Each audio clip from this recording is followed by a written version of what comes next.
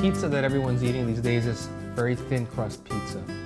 And everyone loves pizza. And pizza is fun, fast, and easy to make. And Keone says he makes a really great pizza. So let's... Besides being a great pizza, it's fast, right? And it's with stuff you don't have to make a dough and all that stuff. And so you didn't make the dough? I didn't make the dough. And So that's the first tip. Well, yeah. What we're gonna show you how to do is make a flatbread pizza that's very quick with stuff that hopefully you have versions of in your house and you don't have to actually go and get a bunch of different things.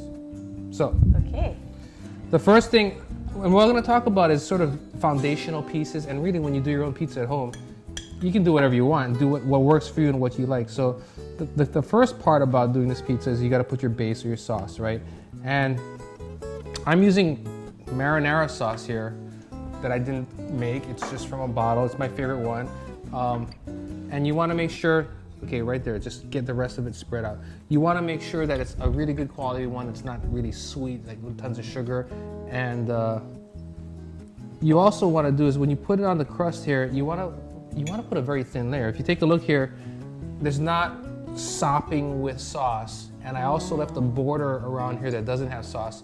If it's too much sauce, it becomes a soggy, drenched, overpowered thing. So in your case here, you're using pesto and you want to just get it all in there. But again, it's a thin crust, so it's going to cook quickly and you don't want to have too much liquid. And all this sauce has liquid. If it's too much, it's going to just saturate into this piece of what we're using here is naan, and then it's going to get soggy. So thin crust is just the naan bread. Well, in my example, it's a very...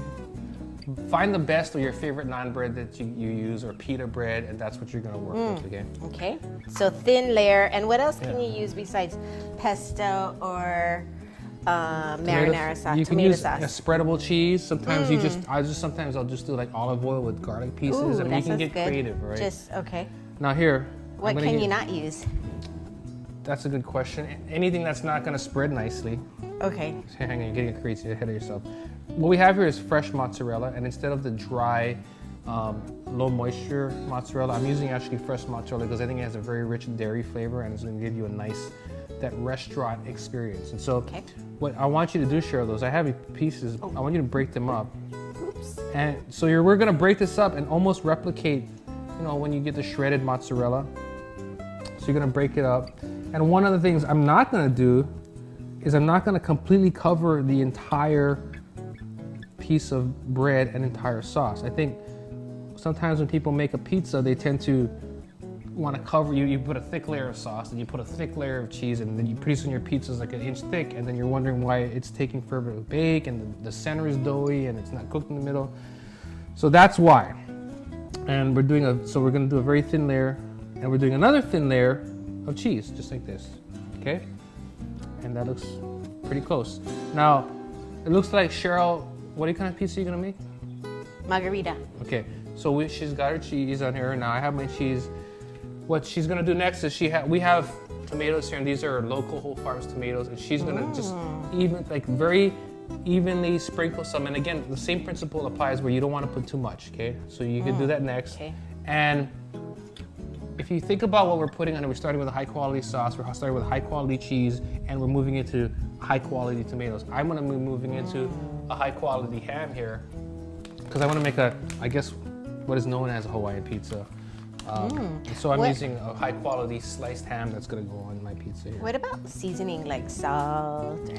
I don't typically season a pizza with salt because the ingredients that are on here tend to be, they have enough salt, like the ham has enough salt.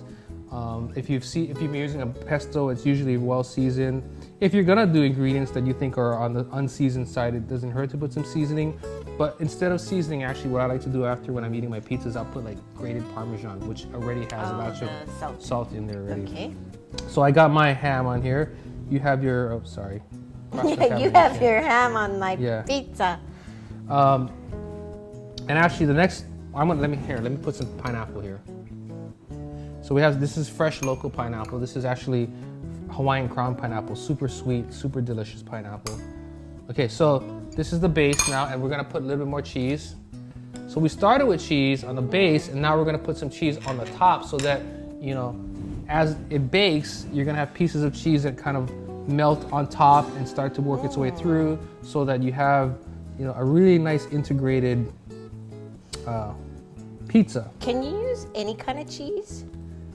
You want to use a cheese that is a nice melting cheese. I really like to use fresh mozzarella because I think it's a good base. I think it has a nice rich dairy flavor, but it's not overpowering.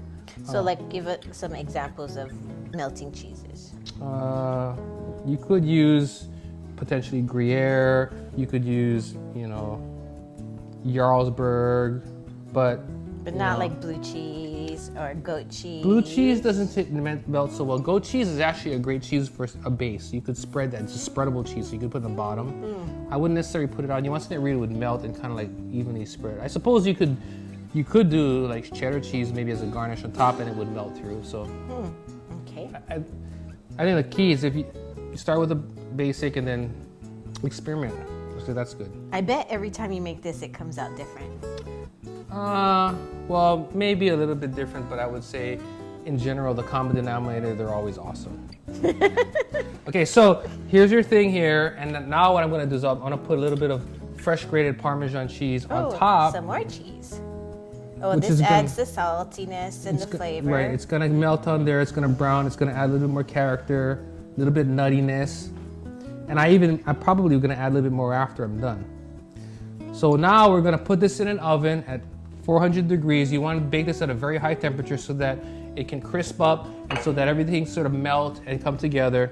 And I'm gonna put this actually, you can put it in the oven on a pan. The problem is if you do that, the pan has to heat up at the same time. So what I tend to do is I'll take this and put it straight on the rack. You can put the pan on the back. If you were concerned about the dripping. But see here, the thing is, if you take a look, I've made sure we didn't expand, so as it melts, it should be self-contained as well. Oh, okay. So I want to put these in the oven. I want to put in...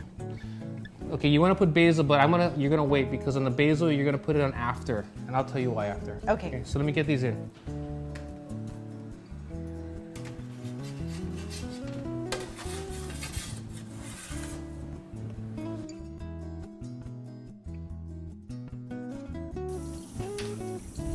Okay, you ready? Ready. All right. Ooh, nice and Okay, here's your pizza here. Here's mine.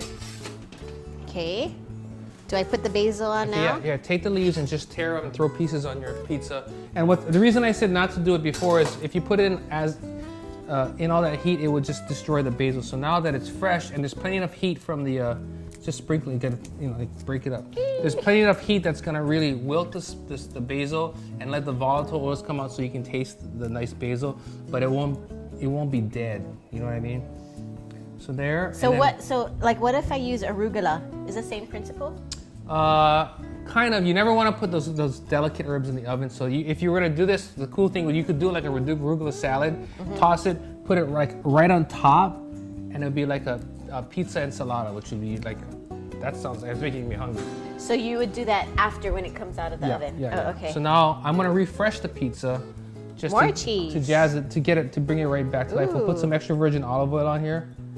Ooh. You know what I mean? And then I want to put a little more cheese on this thing just so that it Ooh, cheese melts. gets happier. And then I'm gonna put some cheese on mine. What are the pizza don'ts that you can tell us about? Like what not to do? Why don't you start? I know you had some good ideas, so. Like no raw protein, right? That's a good one. So like no raw beef, you would cook it ahead of time. Ground Shrimp, you want to cook beef, ahead of time. Vegetables, hard ones, you would want to cook ahead of time. Like, here's a good one, fennel. If you're gonna do a fennel pizza, saute the fennel What about beforehand. zucchini? I would cook the zucchini before. Even mushrooms, I would cook them ahead of time. Oh, Onions, I would mushrooms- cook ahead of time. mushrooms Yeah. So. Okay. Ooh, red And hot. then remember, so in the crust, you want to have the crust is there, very thin layer of sauce, thin layer of cheese, all your garnishes, another thin layer of cheese. In the oven is super hot temperature. And one thing, depending on your oven, if your oven's not running really, really hot, what I always do at the last minute is I sort of turn on the broiler just so just the to get the top. top? Yeah. So And does your crust always come out crispy?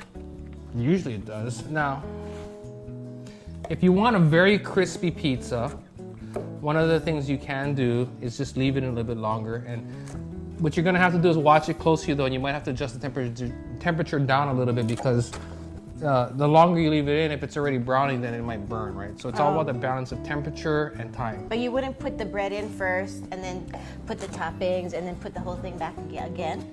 You could. I mean, that's definitely something you could do. I wouldn't say you couldn't do it, but what I would do is just make my pizza, leave it in longer. Okay. It gives me a few extra minutes to have another glass of wine. Anyway, so here are our pizzas, and Ooh, be yum. careful, don't burn yourself, but I'm gonna have a piece, and you're gonna have a piece, and we're gonna remind everyone that for more recipes like this, Visit us at foodland.com.